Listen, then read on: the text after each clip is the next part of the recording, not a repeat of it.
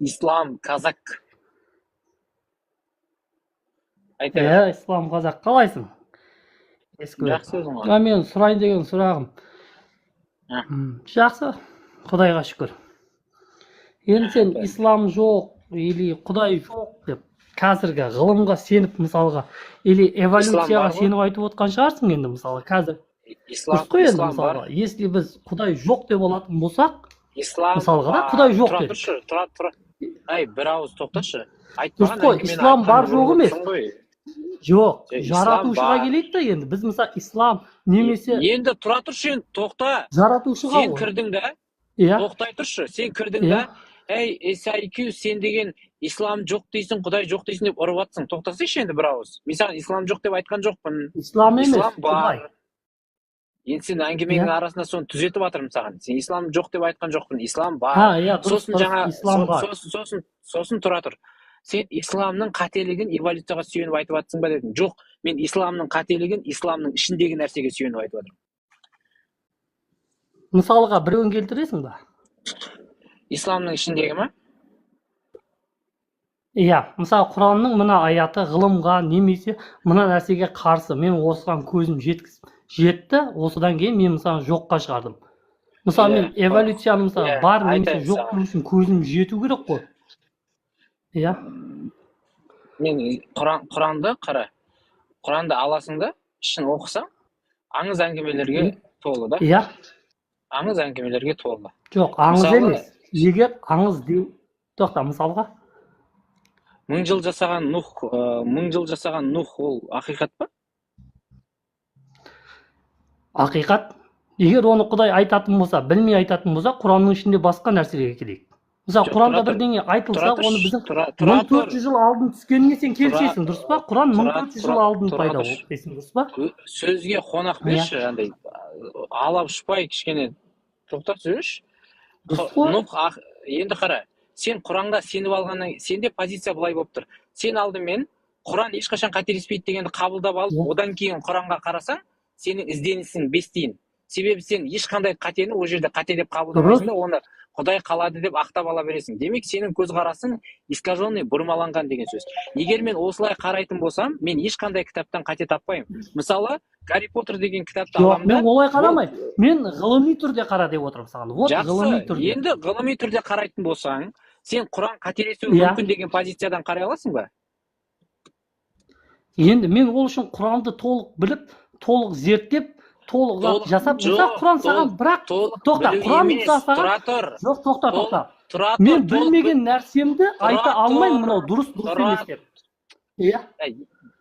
Не деген сөз ұқпайтын бәле. Тыңда, сен бір кітаптың ақиқатына көз жеткізу үшін, ол кітапты оқымай тұрып сенде, бұл кітап ақиқат болуы да мүмкін, бұл кітап өтірік болуы да мүмкін деген екі вариант болу керек, дұрыс па? Дұрыс. Дұрыс. Енді сен қазір біз Құранды қарайын деп жатыр. Сен Құранды қарамай тұрып, сенде Құран өтірік болуы мүмкін деген вариант бар ма? Құран өтірік болуы мүмкін, ішінен қате тапсам болады. Мысалы, маған Инжилді айтатын болсақ, Библияны алатын болсақ, мен ішінен айта аламын. Мен таныстым, міне Библияда қателік бар.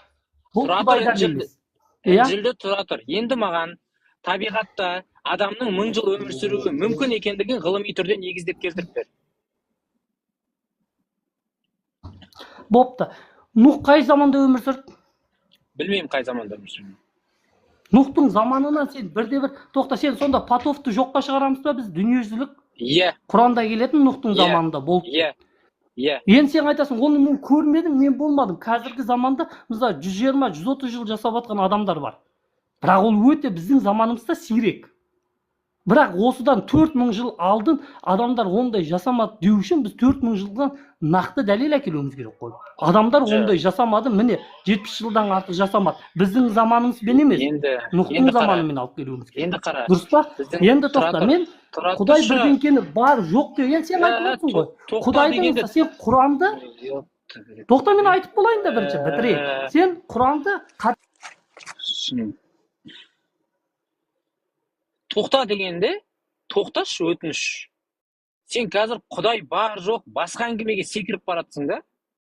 Сен маған айтып отырсың қазір. Құран, жаңағы адамның 1000 жыл өмір сүруі мүмкін дегенді біз сол заманға баруымыз керек деп. ғылыми тұрғыдан келетін болсаң, енді сен айтуың керек. Адам неге осынша жастан артық өмір сүре алмайды? Осы сұраққа жауап беруің керек. Неге адам қартаяды? Неге адам өледі? Осы сұраққа жауап беруің керек та, содан кейін барып, егер бізге белгілі биологиялық заңдылықтарды алатын болсақ, нұқта тура біз сияқты адам деп алатын болсаң, оның да жасушасының бөліну порогы болады. Демек, жасушасының оның бөліну несі болады, шегі болады. Белгілі бір мөлшерден кейін уже адам әлсірейді. Адам неге 200-300 жыл жасай алмайды дегеннің жауабы оның жасушасында. Сен осы тұрғыдан алып келуің керек. Ал сен аласың да андай мифологиямен, анау-мынаумен апарып жабыстырып жатсың да. Неге мүмкін деп ше?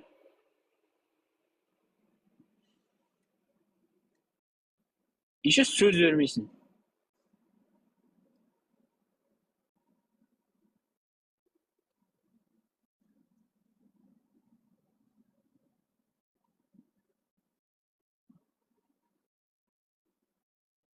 Сен любой нәрсені мүмкін деп айта бересің ғой. Қазір онда Нұхтың заманы туралы айту үшін Нұхтың заманында адамдардың 2 басы 7 аяғы болған шығар онда. Нұх или сен сияқты адам болмады ма? Содан бастасай, Нұх сен сияқты адам болды ма, жоқ па? Сен сияқты адам болатын болса, оның денесінде, ағзасында да тура сендегі сияқты шектеулер болды ма, болмады ма? Ол шектеулер неге байланысты?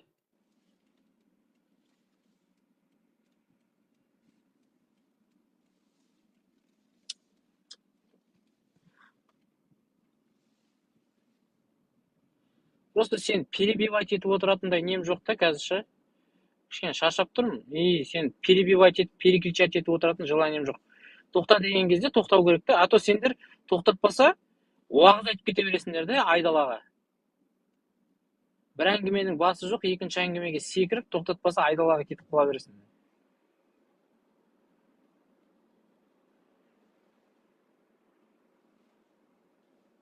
Бөліп сөйлесу керек.